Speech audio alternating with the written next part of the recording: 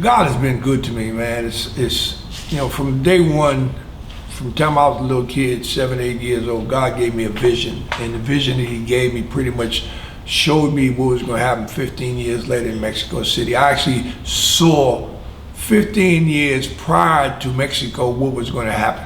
I didn't understand at that particular age, being so young, but I grew into it.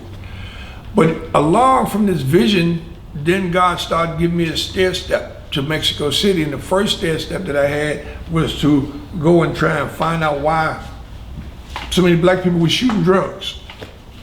And I would go up on the roof and ask junkies, why are you doing this? The answer they was giving me, I wasn't satisfied with. So if I can't get the answer from adults, who else can I go to? Now I went to find religion, not for religion. I went to find religion because I felt it's a higher power and I need them to fill these voids in my mind. So I went to find a church, and I found a church called Abyssinian Baptist Church in New York. Come to find out, it was a church of Adam Clayton Powell. Adam Clayton Powell Sr. was there. I got an experience with him dealing with race relations, because when my father told me that was Adam Clayton Powell Jr. over there, and I'm looking and said, "No, Daddy, that's not Adam Clayton Powell Jr. It can't be." And he said, "Why?" And I'm telling him, I said, "Man, it's not him, because that's a white man over there. He doesn't look like that black man that you say is his father." And he's telling me, "No, that's his son." I went through that phase right there. Then I had another phase when I was a little younger. Jackie Robinson and Roy Campanella and a lot of the guys used to come over to my father's house on the weekend. Well, not the house, but our apartment on the weekend, because they would gamble. And when they would gamble, my brothers and I, we would be, my mom would, our sisters, they would cook the meals, and we would be arguing about whose turn it was to take the meal out to the players, the poker game, because every time we took the meal over there, we was gonna get a tip. So now my father introduces me to a guy one time as his friend. I didn't know who his friend was, but I go to the YMCA this particular day, and they're showing a movie called The Jackie Robinson Story. Well, I don't know who Jackie Robinson is, but I know when that picture came on the movie screen, I knew who my father's friend was. I was like blown away. And I told my buddy, "Man, stop playing around." He said, "What's the matter?" I said, "Man, that's my father's friend." My buddy said, "Man, you your father." "Man, stop playing." And then it went to the point where I began to look at who this individual was. First of all, he was a great athlete, a great baseball player. He was a great scholar in school. He was letterman in 2 or 3 different sports. Okay? He had gone in the military and did his thing in the military. And then the mere fact that he was such a great athlete, that was secondary to the fact that he was a black great athlete. So it led to me being able to observe his teammates in terms of how they responded to him merely because he was black. That superseded his greatness as a sports person. I remember watching the video and watching a white guy take a black cat and throwing the black cat on the field. And I observed right then, one more time, that we have a serious problem relative to race relations. After I meet Jackie Robinson and I see the video, then I'm going up and I run into a guy called Malcolm X on the radio the first time, and I hear this man speaking, and I was just blown away. "Who is that, Daddy?" "Oh, son, that's a young minister that's coming in to head up the mosque on 116th Street. "Oh, Daddy, I want to go listen to him." "No, son, you can't go, because if you go down there, you're going to get involved in some trouble." But I rode my father so hard and so long in this, "Daddy, I got to go down in here, because this man articulated on the radio as strong as my father did. Only difference with him, he was speaking publicly to anyone. My father spoke like that to us in the house. I want to hear this man. I want to see who he was."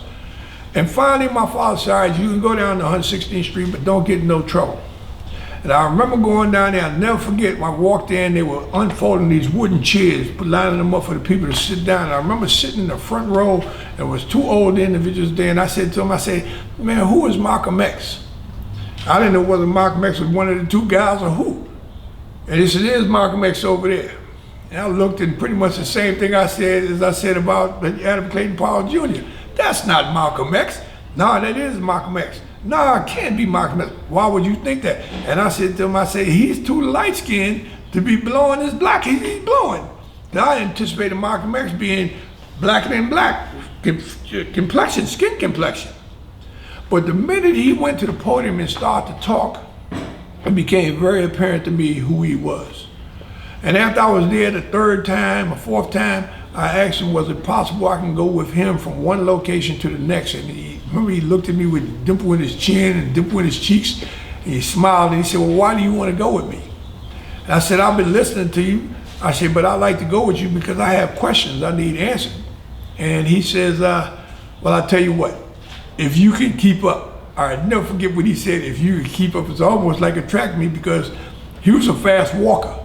And he was saying if I could keep up with him. Well, I had two older brothers and they were very fast walkers as well. So I used to have to run and walk to keep up with them. So when I got with Malcolm, it was the same difference.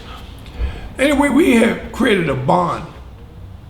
And when Malcolm died, I can tell you right now, I was hurt for the better part of 20 years.